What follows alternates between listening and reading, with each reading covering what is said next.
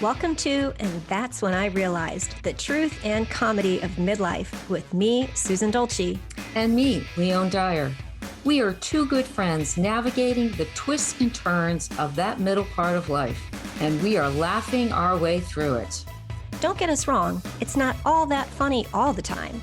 There's so much we're unprepared for.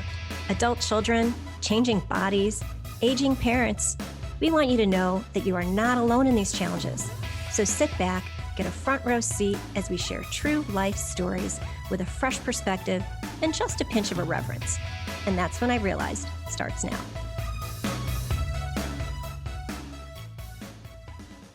Hey, everybody. Welcome to the first episode of And That's When I Realized. I'm Susan Dolci. And I'm Leone Dyer. And this is a show where we are tackling the truth and comedy of midlife. So this being our inaugural episode, we thought we'd take a few minutes or take this episode to actually, talk about who we are, where we came from, what our upbringings were like. So just to, for you to get to know us a little better. The title of this show, which we had a blast coming up with because we're breaking rules here, right? We're breaking midlife rules. We thought at this point we would have life kind of figured out, but so much that we didn't expect came up for us. So the name of this show is Running with Scissors Towards Midlife. We're breaking rules. We're going to cut up all of the old ideas of what it means to be a woman in her 50s or 60s or even 70s, right? And find a new way to age authentically.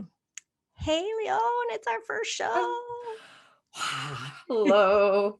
I'm a little nervous, but very excited. Oh, come on. We're just having a chat. Just as like, I know. Well, yeah. Leone and I, we meet every Friday. And so this is just a different girlfriend hour at Thursdays at 4 Eastern, 1 Pacific. Yeah, right. So let's start at the very beginning. A very fine place to start. Right. I know. Stop singing. We've been friends for about 4 years now. We met during our life coach certification training. Mm-hmm. But isn't that weird? It feels like I've known you like my Forever. whole life. Yeah. But what's crazy yeah. is we have such different upbringings, like totally different backgrounds. Yeah. Mostly. Yeah. Yeah. I like think so. I'm city mouse, you're country mouse. Yep. Yeah. Yep, go ahead. No, I was just going to say, so let's start with Leone's background. I grew up in the country, as we've already defined. I grew up in Western Maine. So I grew up on a farm. My neighbors were my relatives. Small town where you knew everyone. Everyone knew you. Everyone knew your family. Everyone thought they probably knew who I was going to marry. And it didn't happen, but it's let down the whole neighborhood. Yeah. Well, everyone that lives in my area, I'm related to. So that was a little scary. So that's why you had to go out of town to marry somebody. Yeah. Well, actually, okay, here's the thing. I'm jumping forward. I'm missing my childhood in this, description. I met my husband. I was 12, he was 13, but we met in this town. We met in the town I grew up in. That's crazy. It is. Yeah, and crazy wonderful. Yeah. Crazy wonderful. And so yeah, I didn't really go too far to meet him, but he was from New York City. So it was all good. I wasn't related. I grew up in a multi-generational house. My grandmother lived with us, and at some points we had other relatives in and out of our house. It was the family house, so it was the farm. Like where I grew up, and the house I grew up in has always been in our family since early 1800s. That to me, well, I guess the house I grew up in was pretty old too, but it's just not quite that old. And I find it fascinating because, growing up in the city, that, properties like that just get handed down generation after generation after generation. And that didn't happen where I came from. Yeah, no, that's very much. We lived in the family house, and um, that it was a revolving door. And it was always like at dinner time, you never know who was showing up. Or there'd be Saturday mornings, I would go downstairs and there would be, my uncle sitting in the kitchen. I mean, it was just never our family, like Yeah. our family of five, my parents and my two brothers and myself. It was always other people in the house. And yeah. I was going to say, oddly, because I am a city girl, I grew up on the north side of Chicago in a community called Edgewater. I was about a mile. Okay, now I'm in Michigan, so now I got to remember which way. A mile east from the lake. No, yeah, a mile west from the lake. Ah, I can only tell my directions when I'm near Lake Michigan, and I'm still screwing it up. But I also grew up in a multi-generational home. And that's why I'm saying we have but some, we have a Yeah, few things that are, yeah. we had my grandparents owned. It was like a 3-flat house. It wasn't like a brownstone sort of 3-flat. It was like a house that had 3 different apartments in it. Double wide lot in Chicago. City people know what that means. It was a big lot for a city. And they had a little coach house in the back. And it was, I mean, But wait a minute. No. What? What did you call it? You didn't call it a coach house the first time you told me. You The called back it house. the back house, which to me, growing up in the country, we had an outhouse, like we had indoor plumbing, but there was still the outhouse that was attached, but we called it the back house. Going out to the back house. Yeah, well, I didn't grow up in a latrine, but but no, it was a coach house, and it was Yeah. a teeny tiny little house, tiny kitchen, little living area. Actually, only had 2 bedrooms and 1 bathroom, and I have 2 older brothers, so probably up until the time I was like 4, I even shared a room with my brothers until I'm sure they complained. I know my oldest brother probably complained about me being a baby in the crib because he would always get me up to rock me, or he wanted to stop the crying. So, but they managed to carve out space in the attic for my brothers to sleep in. So they had this enormous. It was like the full length of the house, but you had to go through my bedroom To get to to it. get to it. Yeah. Oh, Anyway, so yeah, generational families, and Mm. my cousins were always living in the apartments. My mom and Mhm. dad lived in those apartments. My grandma and grandpa lived there. Um, so yeah, I mean, I was around. The impact of my grandmother, I'm going to say for sure, made me uh, sculpted my view of what I thought midlife would look like. Exactly. And I think those are our two similar connections. Is I grew up with cousins. I was the youngest Mhm. girl out of a whole line of cousins. So I had that, like where I never felt alone. But my grandmother lived with us, and she was an older woman, like in her well, I thought she was ancient. Right. I mean, That's the thing. Like, so yeah, how old was she when you thought she was ancient? like in her 50, late 50s, early Okay. 60s ish. And full disclosure, we're the same age, but Well, only no, for a not few technically. months. Yeah. Only for a few months. I'm 57. Leone's not And I'm quite there yet. 56. Yeah. Yes. So yeah, so this was back in the, early 60s, and Yeah. Yeah. Like and 70s. yeah, late 60s, early 70s. Yeah. Yeah. Um, yeah, I remember, okay. I remember, I don't think I thought about getting old until I was in high school. Like I realized, because I think that was a pivotal point of like a transition. Why? Like, What was it about I high don't, school? well, I realized, oh, I'm leaving. Well, first of all, I was leaving that town. I was not going to be living there my whole life because 3,000 people, everyone, yeah. And so the funny point of that is I moved back. I now live where I grew up, and I love it. But so I realized that life was going to, I mean, I was becoming an adult. I was Mhm. graduating. I was going to college. Then all those things happen. and then I was going to become old. I was going to become my grandmother. And so in like 1981, Barbara Bush was our first lady. No, she was the vice president. Vice president lady, whatever the title is But for that. What is the she title for was that? the vice president. She's the wife of the vice president. Yeah. That's So what it's not I like told second her. lady. No, I I don't don't. know. Yeah, no, I think you're right. Is I think it? I is was like, second I should know lady. better. We're gonna get someone's gonna tell us. But she was 56. So think about Okay. the first time you saw Barbara Bush. Yeah. The She looked first old. time. Well, to me, she did. Yeah. I mean, She looked old. And also Margaret Thatcher, same age, same Yeah. time period. And the Queen. Think of all these, Queen. like, these were like the women that I'm like, that's what I'm gonna, not that I was going to be like them, but I mean, and my grandmother was right there. That same, the hair, where they'd go and have their hair done like on a Tuesday, and it would have to stay that way in that net. Mhm. Yep. They would Like, rat yeah. it, and hairspray and rat, hairspray and tease. Oh, the hairspray. Yeah. Yeah. Sleep on a Yeah. silk pillowcase. At least that's what my mom did.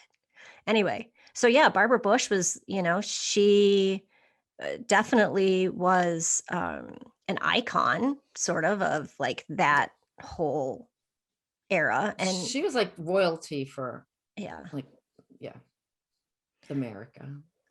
And you said you used to, you and Dan ran an inn or something in Kennebunkport, and you Yes, we ran. Okay, so fast forward. In 1987, Dan and I ran an inn in Kennebunkport, Maine, and she would go by. Well, first you'd see Secret Service on bikes in their suits going by, and then there'd be Barbara Bush in a cute little outfit pedaling by, going into town, and then there'd be Secret Service coming behind. And I thought, wow. First of all, my grandmother didn't ride a bike, so I'm like, whoa, she is rocking it. But yeah, she still is one fit grandma. No. Okay, but she still wore those dresses and that little coat and those nice sturdy shoes and those. Well, I actually wore pearls, just to, yes, and those pearls and and the white hair. I was So that was that was kind of like, okay, that's where I'm heading. Here we go. To me, that was middle age. Yeah. I mean, I guess I kind of had a similar view of my grandma. I don't even know how old my grandma was when I was growing up, but she was a very wonderfully round woman with a big comfy bosom to snuggle up into, and the permed white hair, or she always wore it like up in some sort of a beehive thing. And yeah, it's like if when you think back to those images of what we thought being in our mid 50s would look like, yeah, I mean, I praise Jesus that's well not the vision of women today. I can remember, because my grandmother lived with us, and she was that woman, that round, fluffy woman. And she wore a girdle that would have stopped any incoming troops from, I mean, this thing was the sturdiest. And when we had an outdoor hanging, clothesline. And I remember thinking, that was torture. I did not want to have that. I mean, it just scared me. Like, yeah, I don't want to get old. This is not looking fun or pretty. But the funny thing is, like, I had this vision of when I was going to be a grandma, like, to me, what was the perfect grandma body? Like I said, it's like that soft, squishy. And so I'm not a grandma yet. I'm probably not that far away from being a grandma, but I'm not going to have that body. Like, that's just not who I am. But to me, it was like, that's a prerequisite for being a good grandma, is like, you have to have. Well, I do have a squishy body. I'll full disclosure. Yes, not all my parts are squishy, but there are some parts that are squishy. Oh, come on, you take good care of yourself. I am nowhere near grandmother. Like, I'm not, that route's not happening right now. Yeah. So if anyone out there would love to have what would it be? A foster grandma?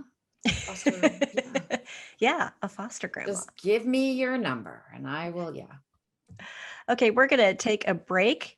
You're listening to And That's When I Realized. I'm Susan Dolci. And I'm Leone Dyer. And we'll be right back. Hey, everybody, welcome back. You're listening to And That's When I Realized. We're talking about the truth and comedy of midlife.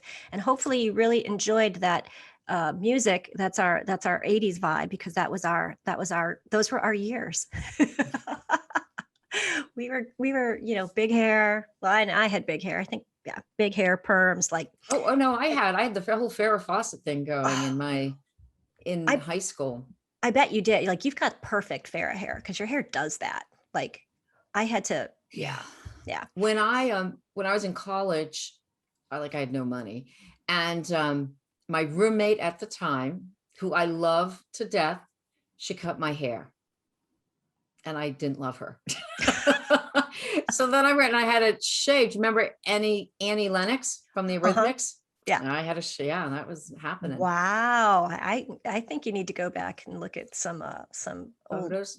Yeah, I want to see one of those. My brother graduated, so it was the year my brother graduated from high school, and I came back and I had this shaved head or not, yeah. And my mom's like, I think you better wear a hat.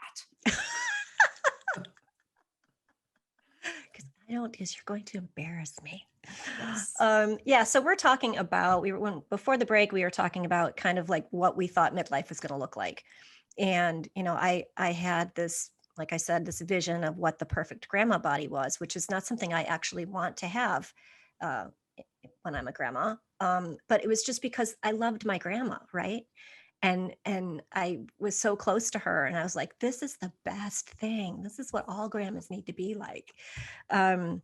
But so I want to talk about my 20s a little bit, because we're kind of bouncing around today talking about different topics that we want to talk about in the future on the show. And so I got married really young, stupidly, dare I say. I was barely 21, and just did not. Yeah, it's okay. Yeah, bad decision. I understand. I totally honor it. Actually, in retrospect, I can say that it was probably one of my biggest learning experiences. I don't think I would be who I am today. So it was all for a reason. It was all good. But got divorced 5 years later, never had any children in that marriage. Thank God. And so here I am, I'm 25. I'm trying to scrape together a living in the desert of California. And I'm like, I can't do this. Like, I was literally scraping by, racking up credit card bills. So I called my parents, called my mom with my tail between my legs, and, said, can I come home?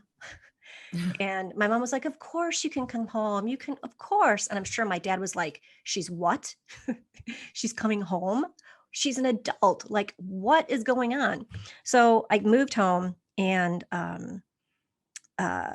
had to kind of get to that understanding of, I had been gone for 5 years, like literally hardly even saw my parents for 5 years because of controlling sort of relationship. And now I moved back into my old bedroom, which With all is your still, old stuff. Was your with stuff still? Yeah. all my old stuff, and sleeping across the hall from my parents, my adult parents, who have, I hope you can read between the lines, everybody. I had not been around for 5 years. They got very comfortable with me not being around. And it was just awkward and uncomfortable. And I remember I made a promise to myself that I was only going to do it for a year. And I did. And the year mark came around. I had an apartment. I moved out. But so I feel like I've been on both ends of it. Like, I was the adult child living with my parents. And then now, #pandemic, this last summer, just a year ago from today, like, all three of my kids were back home. One was in college. She didn't have an option. The other one was living alone in Chicago and didn't want to isolate alone. She lives alone. So she's like, I'm going to come back to mom and dad's. And then my other daughter came for a visit. Because at that point people could still travel. But so hers was just, she didn't come back here to live. It came from, but all three of them were under our roof at the same time for the first time in like 5 years. Yeah. And wow, like, yeah, that dynamic, Lizzie, yeah. Go I was ahead. just gonna say that dynamic, like picking back up and feeling like all of a sudden, like you're the mom again, like mom in a different way, right? Because when Mhm. they were little, you're parenting them and all that, but now you still kind of have to have some house rules. You kind of still have to have some boundaries. Yeah. Yeah. Yeah. Yeah. Lizzie, so our daughter who she was in New York City, and when basically everything shut down, um, she moved back home. And Dan and I kind of had our, my husband Dan and I had we kind of had our rhythm going. I mean, we did our thing. And then she came, and it was at first the first couple weeks, it was like, oh yeah, you're home. Let's Yeah. do this. And then, and after a while, it's like, okay, this is, and adult children are completely different. Like Mhm. it's not raising your children. It's No. not, they're no longer, But what's funny is the sibling rivalry thing never goes away. well, true. I will say we didn't have both of our children at the same time living with us at Yeah. the same time. I don't think we could not have done that during a pandemic. I, I would have left. Yeah. Well, Yeah. luckily it was summertime and the beaches were open. Mhm. So we could we could still go out. We Okay, now that you went through that Mhm. as a parent, do Mhm. you now have a different reflection on how your parents reacted when you came home, or how it was for your parents? Yeah, like absolutely. That's sort of, I guess, Yeah. what I was getting at is like I felt um I felt ashamed to go home, but I Okay. also knew that I didn't really have a choice at that moment. Like the best thing for me financially and psychologically and emotionally was to just go home and regroup. But I could see how I think my mom was happy and I think my dad was not. I think my mom was, happy to have me around and because I had been, literally, like I said, gone for 5 years. And I think my dad was like, yeah, you're kind of putting a dent in our lifestyle. Well, Um, yeah. yeah, Uh, yeah, yeah. yeah. But when our kids were here, it was, they weren't really putting a dent in our lifestyle because we really are a pretty close family and we really do have a lot of fun together. Um, but it was just understanding boundaries, Mhm. and their crazy sleep patterns and um, their drinking habits and their Yeah, yeah. yeah, exactly. I mean, at what point, like when my kids were younger and I could, I could acknowledge and bring attention to, oh, you've eaten, maybe you shouldn't be eating that, like, how about you only have 2 cookies? Or, I mean, and, of course they never had beer or, wine as kids, but, all of a sudden Liz is drinking, I don't even know what. I mean, just, I'm like, wow, Liz, that's a lot. And it's like, mom, I can handle it.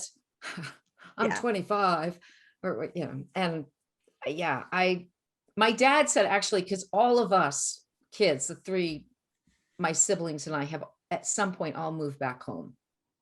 And my brother um, moved back home with his wife and never left. And they actually raised their girls. So it was a multi-generational house again. Mhm. But my dad said he did not raise children. He raised homing pigeons. It's just like, so my parents have never really ever been alone. Hmm. Like, I don't think they could do it, to be Yeah, honest. that was my I next don't know. question. Do you think they'd kill each other? I don't know. I don't. Yeah, well, that's another whole topic that will come up in the future, that we're going to talk about. And I always say that if I was to write a book, it Mhm. would be how to raise your parents, Yeah. or like a really good summer, like spicy novel, or like one of those beach books that Mhm. you hide the cover because you don't want people to know what you're reading. But yeah, raising your parents would be Yeah. my book, because I now that's where I'm at. And I never, when I was even in my 20s, 30s, well, my 20s, I didn't really want to get old, but 30s, 40s, I didn't think that I would be, my relationship that I have now with my parents, I never thought it would form to what it is. Mhm. And Yeah, I mean, it's real. That sandwich generation thing is real, even when you have adult kids. oh yeah, I mean, it's my, my sister-in-law has this really funny, my mother-in-law lived in St. Louis in a retirement home, and she had young kids or kids in their middle school, high school at the time. And she received a phone call from um, the village, the place that she lived at. And my mother-in-law had tried to, well, she did. She escaped. She got through the doors, went out behind the back where they were building with the construction workers and was bumming cigarettes off them. So she got a phone call that, okay, Joan has escaped. And we literally had to put like a security code and all that. She hung up from that phone call and she got a call from her school that her son, the principal, like something had happened. And she's like, I'm getting a call from my mother-in-law and my child at the same time. This is not right. Yeah. But yeah, that sandwich generation. Yeah. Yeah. I mean, Yeah. it's when after my dad died, we moved my mom to Cincinnati because it was a big house, too much house for her to take care of alone. And we got her a little like townhouse, bright, airy. She hated it. Um, Yeah. but yeah, I just remember thinking, okay, at least she's by me and she's safe. But there was, as she started to decline, like cooked her meals. I had a driver everywhere. I had it, and I don't regret any of it, and I don't say that begrudgingly at all. It was just, Mhm. and she did have dementia, and so it was like reverting to another child, and having to be patient, just like if I had Mhm. a younger child to deal with, that, and which I didn't. They were all teenagers at that point. But yeah, it's a lot. It It's is. a lot. No, it's a lot of stress on families And this is one of and the things women. that we're going to talk about is the whole raising our parents, Yeah. which, yeah, I never, it's, yeah, like Yeah. the, Yeah. This is probably a good segue to take another quick break. You're listening to, and that's when I realized it's our inaugural episode. I am Susan Dolci, and I'm Leone Dyer. and we'll be right back. We're back. You're listening to, and that's when I realized the truth and comedy of midlife. I'm Susan Dolci, And I'm Leone Dyer. and we are running with scissors towards midlife today. We are cutting up the myths and the misconceptions about what it means to be a woman in her mid 50s or 60s or whatever. Like, it's just, we're breaking the rules today, or at least discussing the rules, right? If are there rules? Anyway, one of the other we're kind of jumping around talking about some of the topics that we want to talk about going forward in the show that we'll spend more time getting into more in depth. But one of the things I really, passionate is not the right word. Disgruntled maybe is is You're the poster menopause. child. Yeah, I am the poster child. At least I feel like it's getting better. But I want to talk about menopause. And friend Leone over here, um, kind of got off easy, not in a good way, but um, you wanna say why you had a easy menopause? I had cancer Yeah, and it that's was not easy. estrogen based. No, it wasn't, but it was Mm-mm. okay. I mean, and that will be another one of our topics at some point, but just my whole take on my cancer.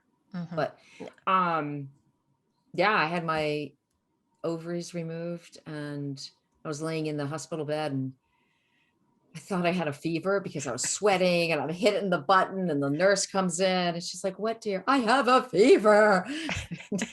And so she takes my temperature and she's like, "No, you don't." "I'm dying."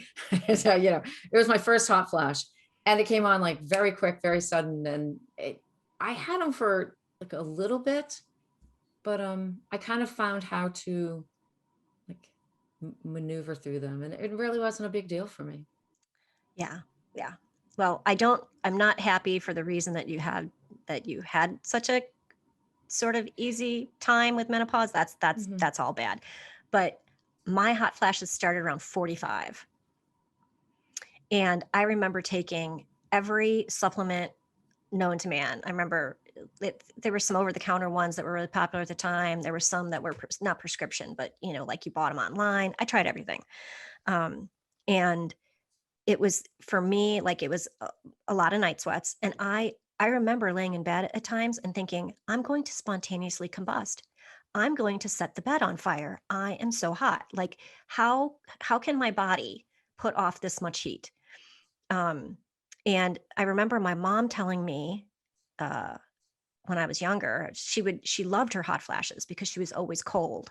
And I was Mm. like, oh, and so it was probably, yeah, it was probably right before I was 50.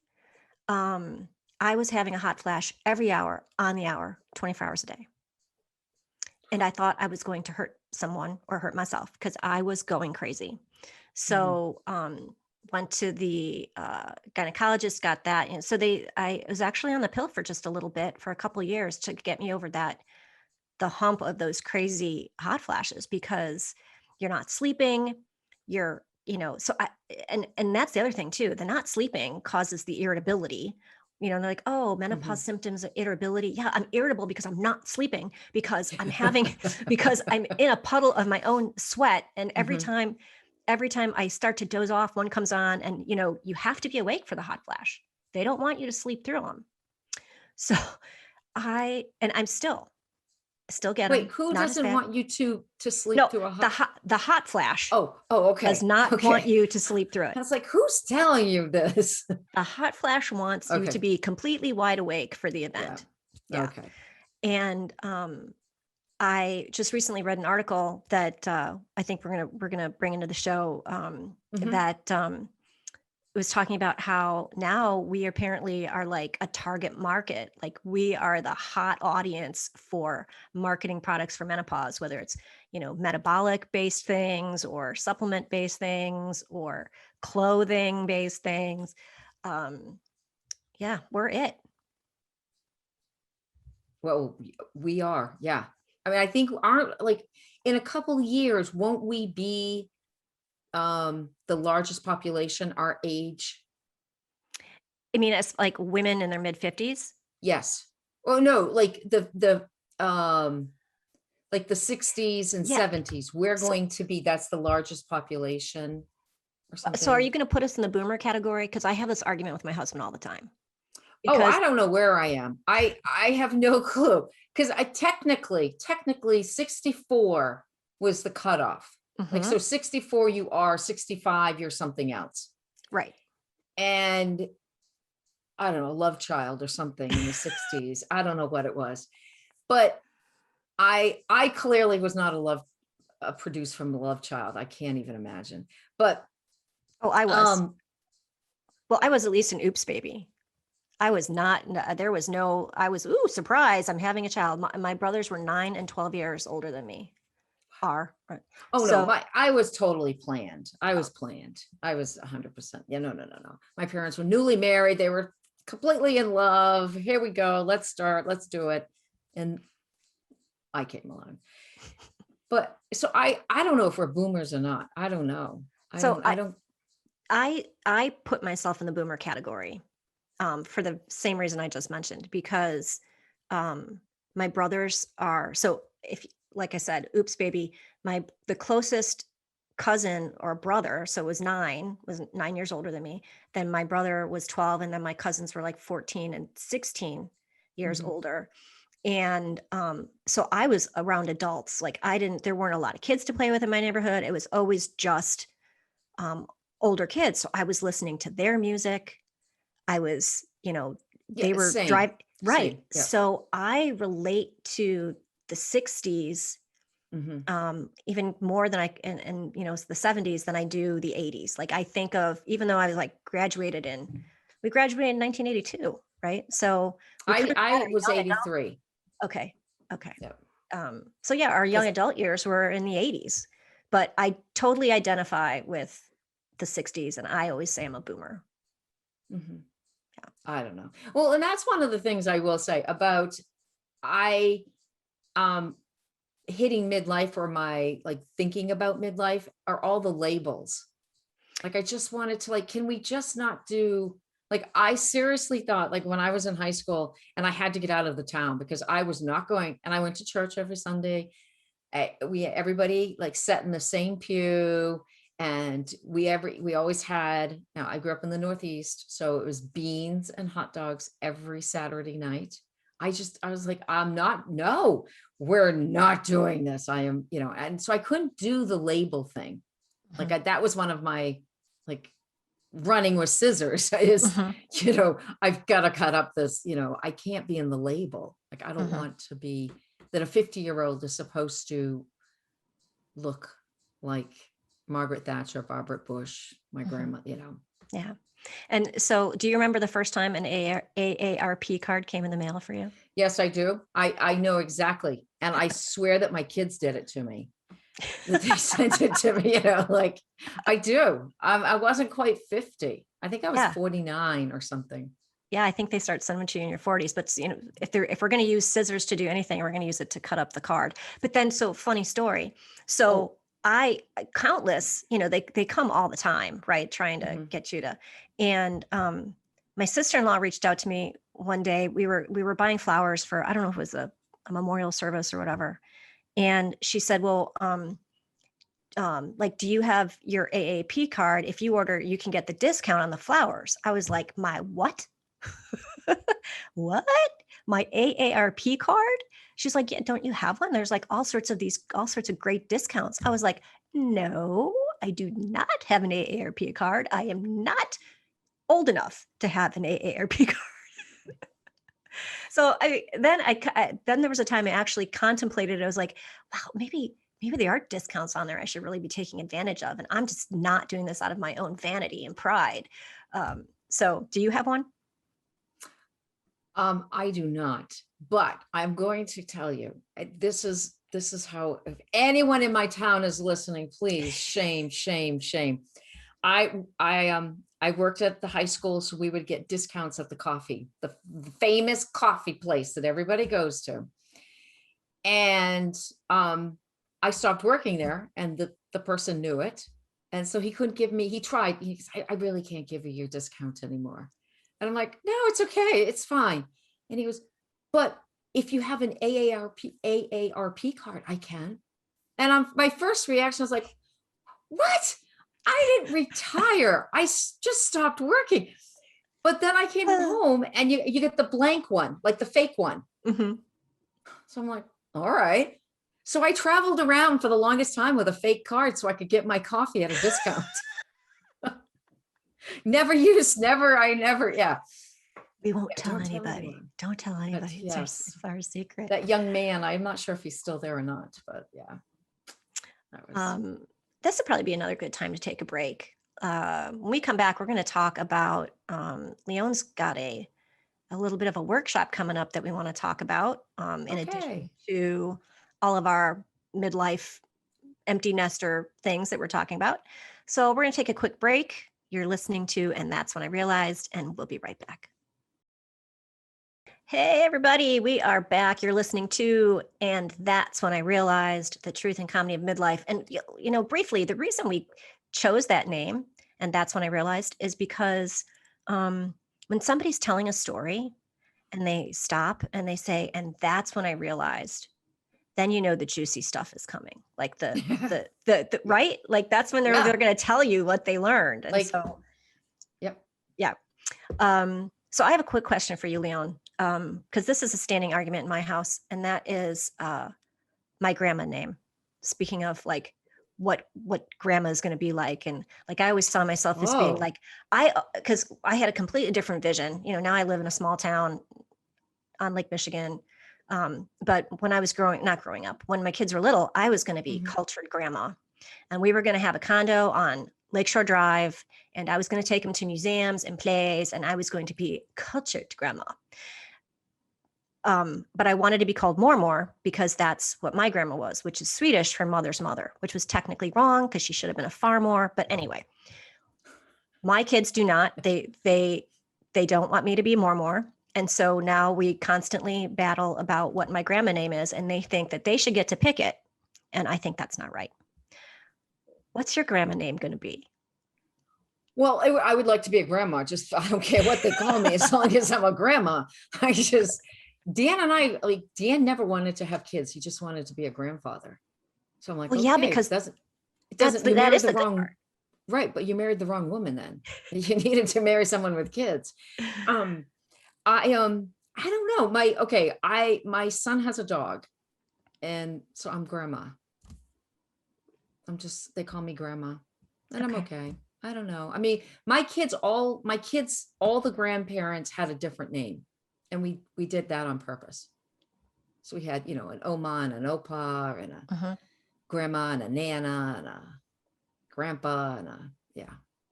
Well, and that was the argument with my kids, is that so my dad wanted to be Farfar, that was correct, Swedish for father's father, so it was grandpa in Swedish. But my mom wanted to be grandma, and then my husband's parents, he's Italian, so his mom wanted to be a nonna, but his dad didn't want to be a no, so he's grandpa. So they had a nonna and a grandpa and a farfar and a grandma. Anyway, it was all very confusing. Like, no, they had a grandma and a grandpa, but they weren't married to each other. Okay. Yeah. So yeah. So anyway, I think I should get to pick my grandma name. I don't think that should be their choice. No, 100%. Yeah. It's you. Yeah. Yeah. 100%. Yeah. So before we went to, go ahead. Oh no, of course we picked I don't know how it all worked out. They just came with those names. Yeah, no, they chose them. They definitely chose them. Yeah. So before we went into break, we were talking about, you've got a workshop coming up. I do. I have a program coming up speaking about squishy bodies. This is for, I work with women with emotional eating, who struggle with emotional eating, emotional hunger. And coming out of the pandemic, we're clearly on the other side, I think, I hope, knock on wood, somewhere. Yeah. This is it. We're, things are opening. We're getting back to what normal is normal. And a lot of us who struggled are now finding that, wow, it was not as easy as we thought it was. So I have this really quick, it's a 4-week workshop, and it's really just gaining control over our emotions and our view of food. And it's worthy to be free. And it's 4 Saturdays. You're gonna have to get up early, but it's worth it. 4 Saturday Zoom calls as a group. I'm keeping it really small because I want it to be intimate. And then you get 2 coaching sessions. Awesome. Yeah. That's a deal. That's a deal. So go to my website, leonedyer.com, and yeah, it will be fun, and it's rewarding, and it's hard. I get it. I totally get this. It's hard, and I'm there with you. So yeah. And on the topic of adult kids and all that, I have an empty nester worksheet. It's a freebie on my website, susandolci.com, and it's to help moms kind of rebuild their life after their kids are gone. Like, it's just 10 questions, just 10 questions for you to take some time and reflect on Act 3. Like, where do you want to go? What do you want to do? Especially at this time in our lives, most of us have more money, no more tuitions, a little bit more money and more free time. And it's an opportunity to sort of rewrite the ending. I mean, I said, don't say that, the ending. We have a couple more acts here. But like, we met in, like I said, in the life coaching certification training that we went through, and I'd been a stay-at-home mom my whole life, and that's what I was doing. I was thinking, I need to do something that is outside of my role as mother. Like, I need to nurture that, so when the kids are gone, I'm not over here, miserable, just wanting them to come back. And I needed to find my purpose again, outside of mother. Yeah. I wanted to ask you a quick question. Okay. What? Really, speaking to before, as we end. So when you were in your 20s and 30s and you were thinking of midlife, Mhm. Like, what was it going to be like? Okay, you weren't going to be the squishy grandma, but you were Yeah. going to be a grandma, and you're going to be comfy and live in your condo. And what's the thing that's missing from your illusion that you had, that you thought it was going to be, that you're actually like, you wanted that and that's not there? My condo downtown, the price of real estate. Yeah. What's missing? From your perception from Right. 20s and 30s. Yeah. I'm a different person. So all of those things I thought I wanted to be, Yeah. they're not even important to me anymore. That's wow. Very good. Yeah. Like that's, yes, it would still be fun to take my grandchildren to plays and museums, but I'm that's not what being a grandma is for me now. It's connection and unconditional love and yeah. So fun fact about Leone, she's a big fan of the sticky note. Oh. If you could see, if you had the back view, you would see nothing but a slew of multicolored sticky notes. Everywhere. Everywhere. So we decided when we were putting this show together, life didn't come with an instruction book, but maybe we could dose out some wisdom, just one sticky note at a time. And so today, like we said, this show was titled Running with Scissors Towards Midlife. And we are cutting up all of the rules, breaking the rules. Like what? Because you're not supposed to run with scissors because like, why? You're going to fall and impale yourself or something. You get hurt. Yeah. Yes. You're going to, it's all fun and games until someone loses an eye. But today we broke some rules and we took some scissors to the misconceptions and we are carving a new path. So today's sticky note, Leone. Today's sticky note, and here it is. I actually have it. Yeah. Katharine Hepburn. If you follow all the rules, you will miss all the fun. That's right. Who wants to miss all the fun? We're going to break some rules. We're going to have some fun, and we're going to age authentically. So I want everyone to remember, age is simply the number of years the world has been enjoying you. Thanks for listening, everyone, and we will see you next time. Thanks for being here with us today on And That's When I Realized. We are here to shed some light on the misconceptions around midlife by sharing real-life stories and a fresh perspective.